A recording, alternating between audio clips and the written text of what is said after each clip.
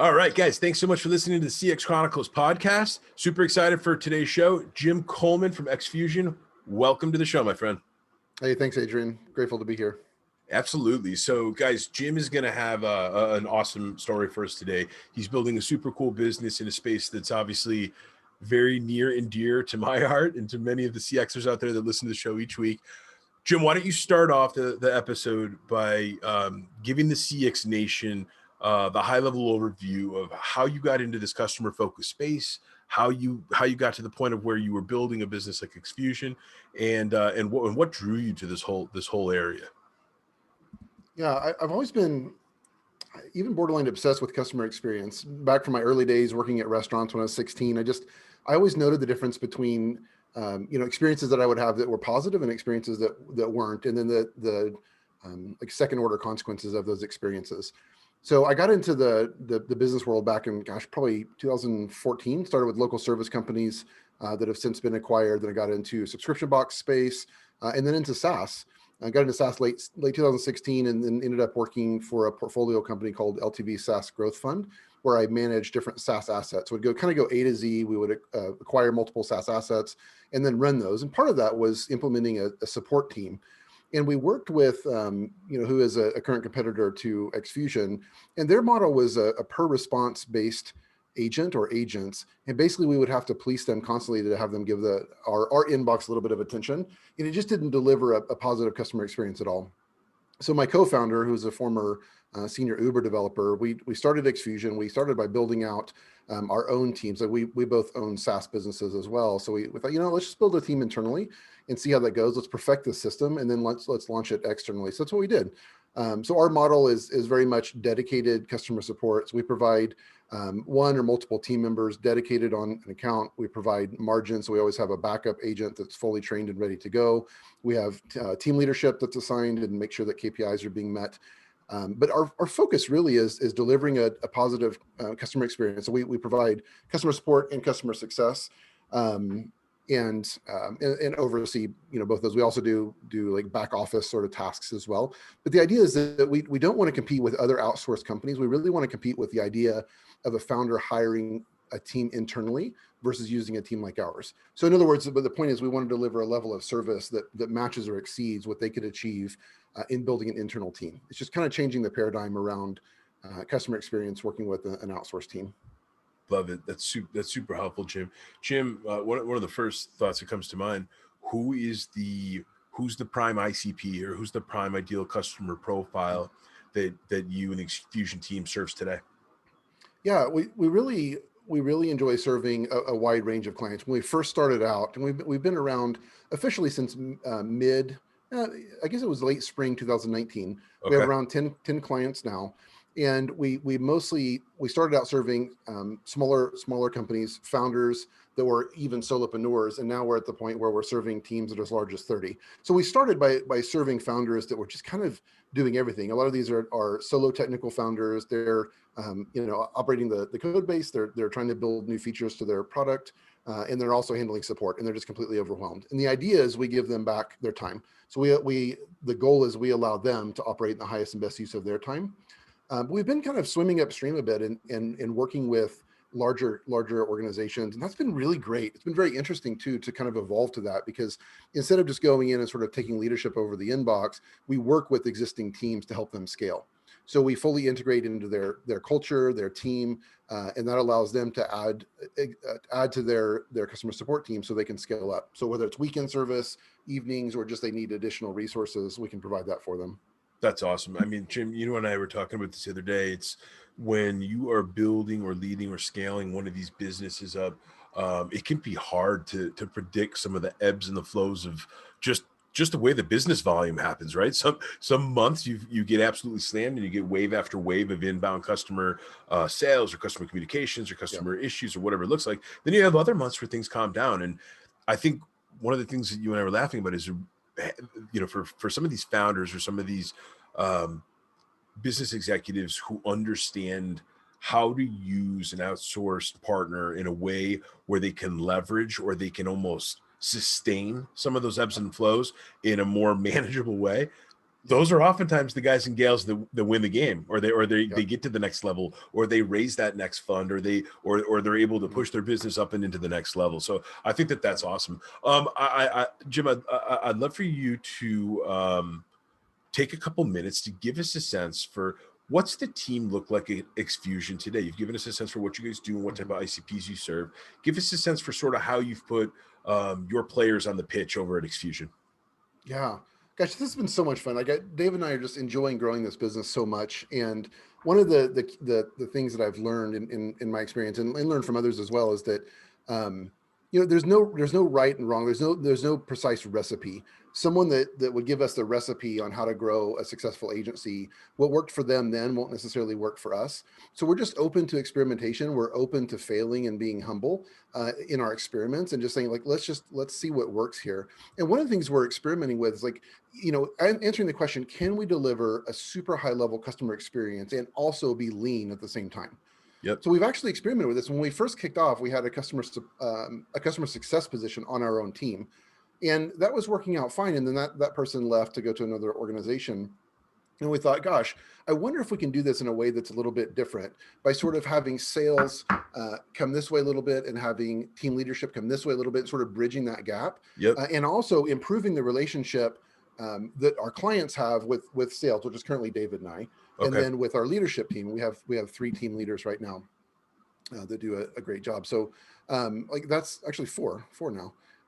So that's the idea of like the team leaders have a relationship that's much closer to the client versus having a CSM interact with the client in a more sparing basis. So it allows us to operate in a more lean way while also delivering an excellent customer experience. So things like that. Love it.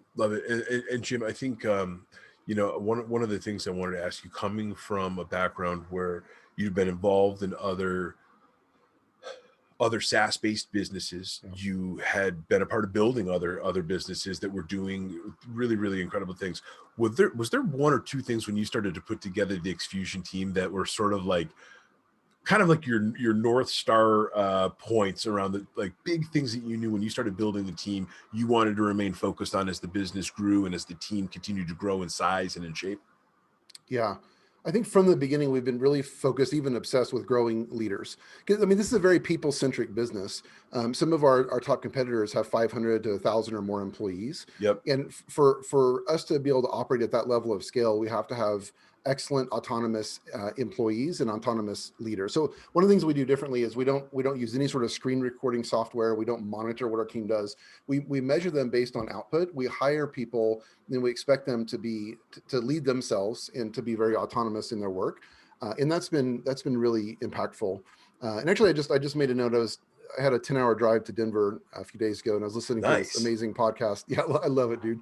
Completely by myself. I'm like, I get to listen to podcasts. And I listened to this almost 4-hour-long epic podcast by Naval Ravikant. Okay. And one of the things that he was talking about is the idea of growing leaders. And I just my paraphrase takeaway of that section was that our secret sauce at xFusion is building and growing leaders.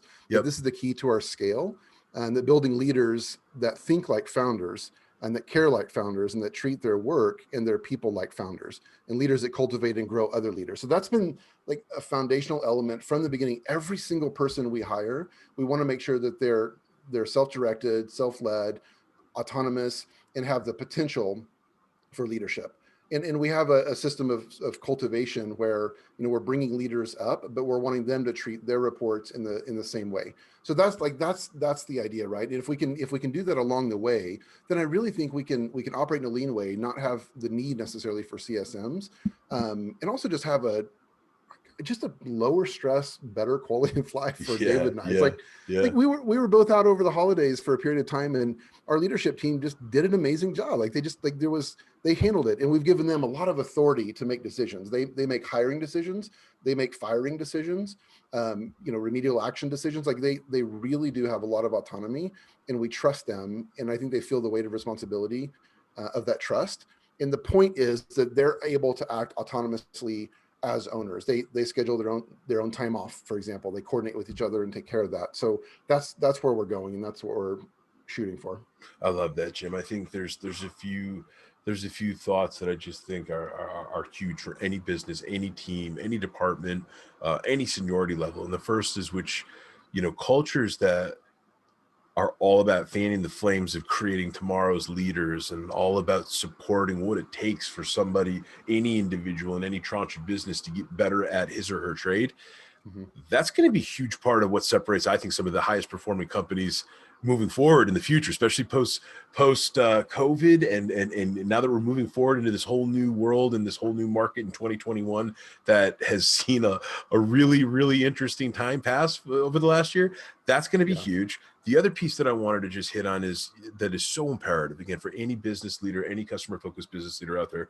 And that's the piece around really making sure that you give your team the authority, as you mentioned, understanding who's accountable or making sure that there's accountability in place. And lastly, the responsibility piece, like who's responsible for these things. I think that's awesome that you call that out, because any high performing team or any high performing department and unit, they need to have those three variables from day one to be able to perform at a super high level. Yeah.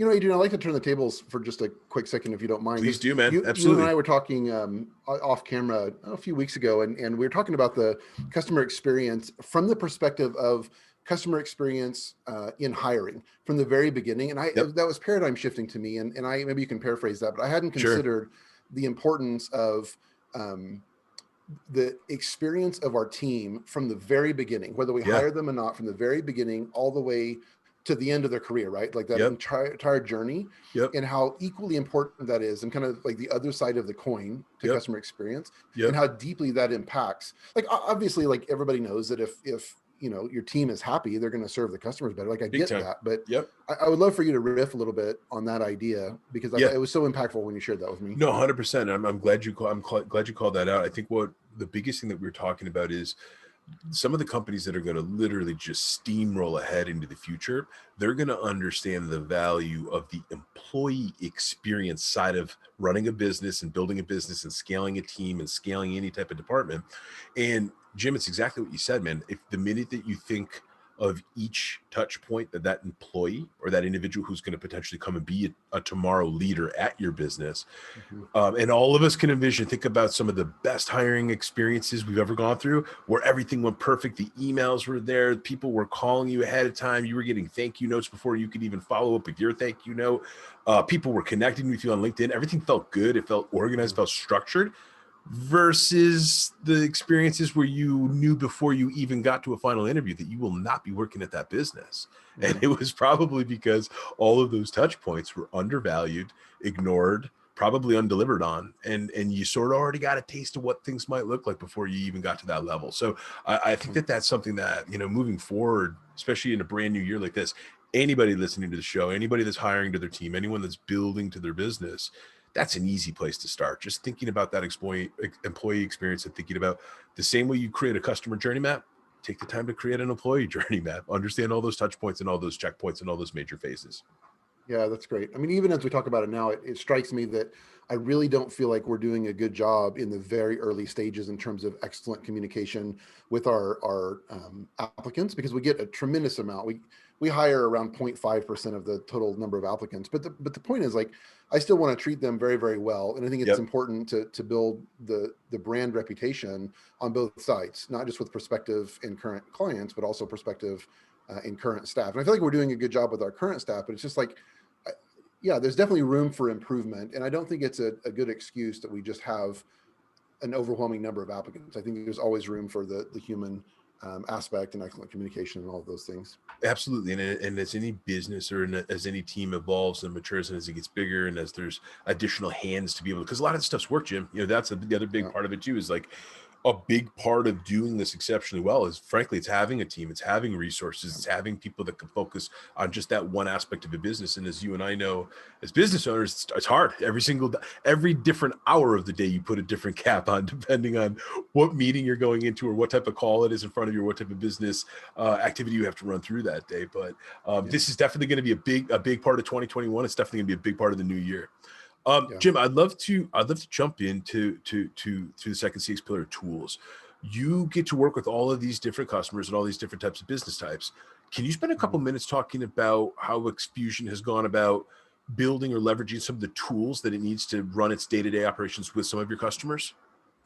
Yeah, I mean, in the world of CRMs, my first thought was to say that we're a little behind, but I think we've been intentional about not investing a lot in a CRM because our numbers are small in terms of, like, we have 10 clients, but our clients pay, 60 to 100 or more thousand per year. So the point is, like, we have a fewer number of clients that have a higher LTV, Okay. and we just haven't felt the need to use a formal CRM. We flirted a little bit with HubSpot, and I think we'll probably graduate to that at some point. But right now we're just using Notion as a kind of a home built sort Awesome. of, put together CRM. Yep. And that's been working fine. I see a point where, like, we're having more and more sales calls. Like, there's a point where we're going to need to graduate from that. Yep. And we're willing to spend money when the time is right. But so far that's worked for us. And then communication, like, we do everything on nearly everything on Slack. So we invite all of our clients into our Slack instance, and we have a separate channel set up for them so we can have direct line of communication that's, nearly instantaneous, right? We're just always available on Slack.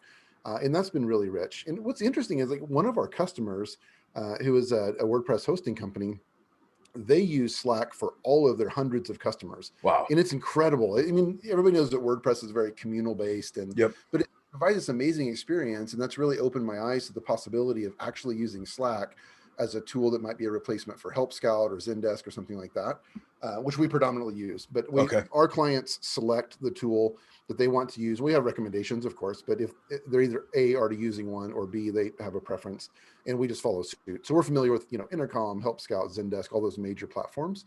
But in terms of the way we communicate with our clients, it's all via Slack. Love it. That's awesome. I think number one, it brings a whole level of additional expertise and knowledge about all of these different tools. You and I were literally talking about the other day. I mean, the list is getting, on one hand, it's phenomenal because anybody that's in the customer-centric, customer experience, customer service, customer success space, we're in a good camp, guys. We're going to be nice and busy for many years to come. We know that businesses are ready to invest in this stuff, and they know that this is an easiest way to increase the top line, increase the bottom line, increase EBITDA. It's going to take care of all these things that we need to worry about as revenue leaders. But how do you keep ahead with all of these emerging technologies? Is there a place or a way that you guys are kind of always scanning the waves for new up and coming tools? Is it through podcasts? How do you kind of always keep tabs on some of these new technologies that are coming down the pipeline at us? Yeah, it can be a bit overwhelming. There are just so many tools to accomplish the same thing.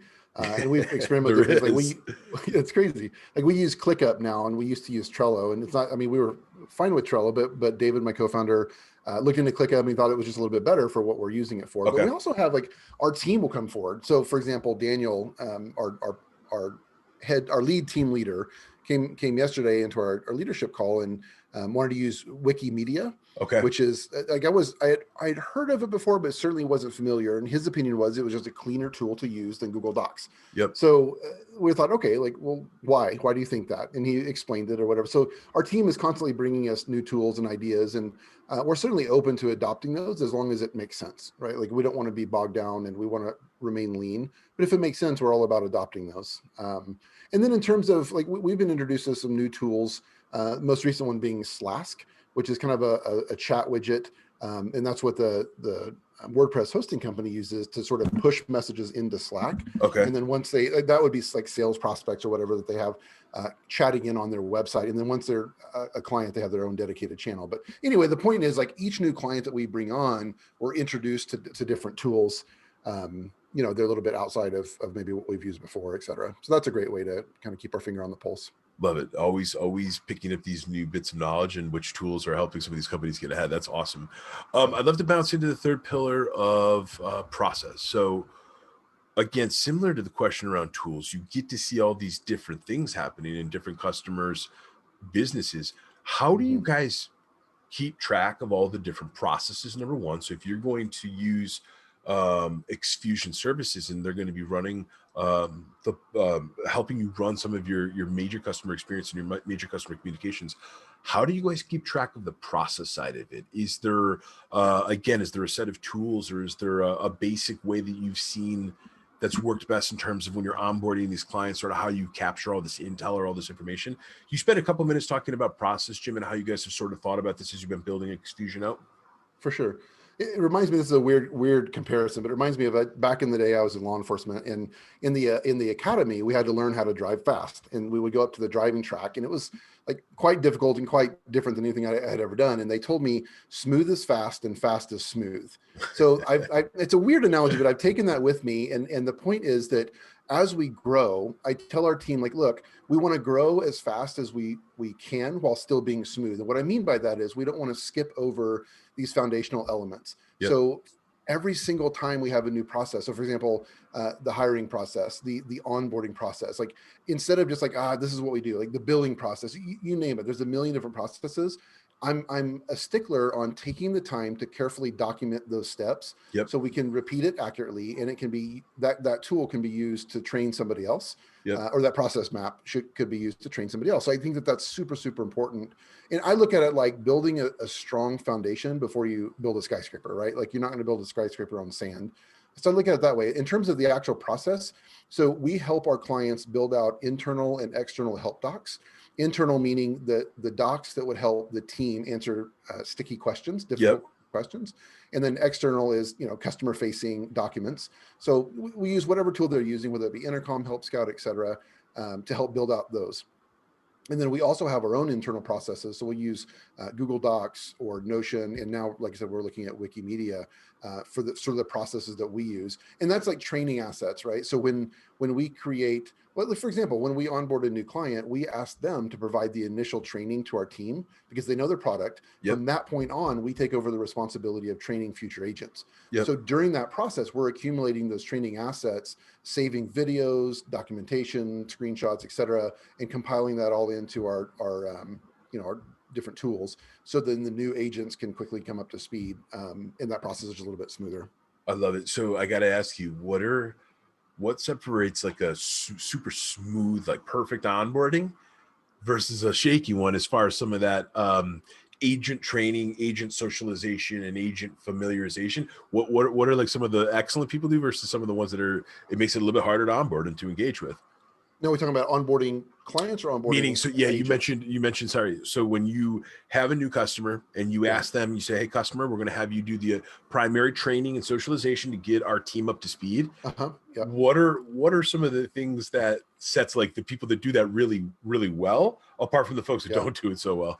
It's, it's fun. And I don't want to throw stones at people. Like business is hard and there's a lot, and there's a certain cohort of people that are just not as on top of things. And in their defense, maybe they're a solo founder and they're just working their butt off to do the best they can. And they haven't built out, but I chuckle because like, it's just, okay. Like we can relate to that. Like I've totally been there, and we're willing to meet them where they're at. So that's one of the important aspects of sort of the initial conversations. Just say, let's talk about this. Let's figure out where you're at. Like, no shame. Like, if you don't have a single thing documented, no problem. Like, we're going to jump in there and we're going to figure this out. And then as they provide training to us, then we're carefully documenting those things versus if they already have that. Another like sticking point is that the idea is we free up our clients' time so they can get back to the highest and best use of their time, like I mentioned earlier. But in the beginning, we're actually adding to their workload because they need to do what they normally do, and they need to train us. And then when that process is complete, which doesn't take nearly as long as a lot of people would expect, then they're free. Then they can go and do their thing. So, but at first, like, I'll candidly tell them, like, you need to be prepared for, taking a step back, adding a little extra time to your schedule to facilitate this process. And that can be a little bit challenging for some people. And then there's others that have an established team. Maybe there's already leadership in the support team, and they're just adding resources to their team. And it's a little bit more smooth. But, we just, like I said, we meet them where they're at and we just go from there. I love it. And I think that's the easiest way you can do it. That's the best way you can do it. And sometimes some of these customers or some of the accounts, some are easier than others. It is what it is. I'd love to jump into the fourth and final CX pillar of feedback, Jim. And when I ask this question, I'd love for you to spend a couple minutes kind of thinking about feedback from the customer feedback side. And then I'd love for you to sort of take a couple minutes to talk about it from the employee experience side, the same way that we talked about earlier in the show. So how do you guys go about collecting and using your customer feedback today at xFusion? Mm-hmm. Yeah, I mean, it's full transparency. I really think this is an area that we could improve on. I think we do a pretty good job on the employee side, and I'll talk about that first, but we're Okay. definitely lacking on the client side in terms of a formal process. But on the employee side, so we use anonymous surveys just to get Okay. a kind of a 30,000 foot perspective on how everybody's feeling. But then this has been interesting, and part of this is cultural as well. But David and I started out early on having one-on-ones with the team, and we just felt like they were not wanting to share things with us. Like they weren't wanting to be candid for maybe it's cultural reasons, maybe it's fear. I don't know what that would be. But now we have our leadership team interact directly with their reports, and you wouldn't believe the valuable feedback that they get. And then they share those points with us, and so they have a line of communication. There's trust there. I don't know what it is on a psychological perspective that causes that, but I'm grateful that our leadership team is able to get that candid feedback from them. But I think that model is scalable too, because the idea is that we would only have X number of reports per leader, and they should always be able to have that conversation. And we encourage them to, like, this isn't a transactional conversation. We want you to, talk for however long you want to talk about non-work related thing. The point is to build relationship and build trust, not just to go through a checklist of how are you doing. Yeah. So I think that's been important as well. Yeah. Then on the client side, we are obsessive about checking in with our clients and making sure that everything is going smoothly, whether that's the team leaders or me personally or David. We love to have conversations with them and just add value in any way that we can. Where we're lacking is that our current model, it's not organized and it doesn't scale, meaning that there are certain things that I think would be wise for us to ask on a consistent basis, more than just like hey man, how's it going? Any concerns? So I think it would be important to categorize that and be a little bit more specific, and then scale. We're not at the point where, and it's not been a problem we've addressed because we've not needed to. I mean, like I said, we're at 10 clients. We have much higher LTV. We can afford to do that, to take the specialized, amount of time. But I want to really think long-term, and I want to collect data in a more meaningful way to help shape our processes. And I think that would come through feedback. But I don't know how much time we have, Adrian, but I'd be curious, like, what you would recommend. I know this is your area, and I would love to know what you would recommend in that way. Well, first of all, I think that you just nailed it, Jim, where every business is going to be at a different stage of their own journey, right? Their individual journey as an entity or as a business. That's number one. So you have to kind of call that out. For example, when you're sitting in a world of where you've got 10 awesome customers that are building a business, building a team, building a product, like how literally driving a thing into the future. And you know that it's just a matter of time before 10 goes into 100 and 100 goes into 1,000. Yeah. I think when you're at that 10 spot, having individual conversations and having the phone calls or the check-ins, or maybe doing calculated voice of customer exercises or VOC exercises where maybe you do have dialed questions, whether they're quantitative or qualitative is up to you and it's up to your team, but at least then there's consistency baked into the 10 conversations that you have. So then you can start to create some basic baselines, and then you can create some basic early trends and themes to build off of. I think once you get into the world of when you're in the hundreds or certainly in the thousands, now you can start doing some really interesting stuff. You can do advanced surveys, right? Whether you want them to be NPS or customer satisfaction or product satisfaction. I think that one of the big things that you're going to see in 2021 in the CX space is going to be the rise of more of your transactional based feedback. So maybe not so much, don't give me a diatribe and don't write me a Bible around what you think you love or hate about my business. Thumbs up, thumbs down, smiley face, frown face, advanced customer satisfaction, where maybe you do things 1 through 5 or 5-star, 3-star. Like, I think you're going to see companies doing more of that. I think the last piece, Jim, is with so many of us making all of our purchasing decisions, and oftentimes even our utilization of said products and services being online or being digital, whether it's on our iPhones or whether it's on our laptops. I think that's another reason why you're going to see more and more companies try to figure out, hey, I don't necessarily need that NPS thing, but tell me this new feature that we just spent 2 quarters on. Does 80% of the people give us a thumbs up on that? Or does 80% of the people think that we just spent all that engineering, all that development, all that sales time? Does 80% of it think it sucks and it's thumbs down? And I think you're going to see businesses get better at understanding which parts of their own individual customer journey map they got to really be perfect about to allow them to, hit their conversion rates, hit their sales goals, hit the revenue goals, and continue to grow their businesses and their teams in the future. Yep. No, that makes a lot of sense. Yep. So, Jim, this has been awesome, man. Before we wrap up today's show, I want to make sure take a minute to shout out or to call it anything you like, sir, anything you want to highlight or pitch around xFusion, around the team, where people can find you. Let the CX Notion know what you'd like to know from them, sir, or where they can find you. Yeah, totally. I appreciate that. I one of the things I just a tenet that I stand by is that I love having conversations with people. I love getting to know people. I'm not a sales guy. I love just having a conversation and learning more about who I'm talking to and their business. So I'm totally open to anybody that just wants to talk shop. Certainly we provide, customer support, customer success services, but no pressure from this end. I really encourage people to reach out and just have a conversation. So you can find me at Jim at xfusion.io. So that's xfusion.io. And then also LinkedIn is a good place. So just xFusion, Jim Coleman on LinkedIn would be a great place as well. I love it. Well, Jim, it's been our absolute pleasure having you on the show, man. I look forward to you and I continuing this conversation in the future. And I hope you and the team at xFusion have an awesome 2021, sir. Yeah, thanks, Adrian. Cheers. All right, man.